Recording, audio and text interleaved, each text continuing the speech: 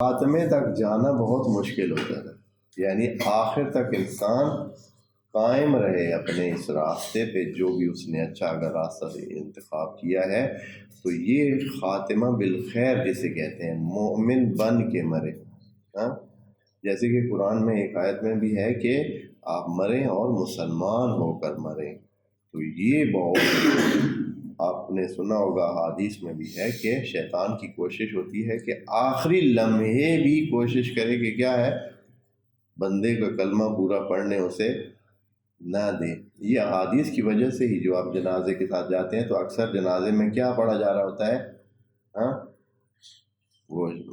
لا الہ الا اللہ محمد رسول اللہ کی وہ کہتے ہیں کہ کلمہ شہادت، کلمہ شہادت بار بار کیوں پڑھ رہے ہوتے ہیں؟ تو اس لیے کہ اس بندے کو یاد کرا دیں، اس کو شیطان کوشش کرے گا کہ اس کو کلمہ نہ پڑھنے دے، اور یعنی یہ ہے کہ کوشش کرے گا کہ وہ کوئی نافرمانی خدا پہ ہی اس دنیا سے جائے، تو بار بار یہ اس لیے جنازے کے ساتھ پڑھا جا رہا ہوتا ہے،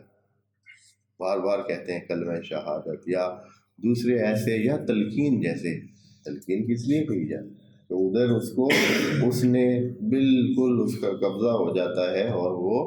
انسان کیونکہ پیچھے سے اس کے ساتھ ہمراہ آ رہا ہوتا ہے تو ساری اسی کی مانتا ہے، اور آخر میں وہ اس سے یہی کہلوا دیتا ہے کہ آپ دوستی کا حق نبھاؤ اور کیا کرو، اب تک دوست ٹکے رہے اور ساری زندگی میرے ساتھ چلتے رہے،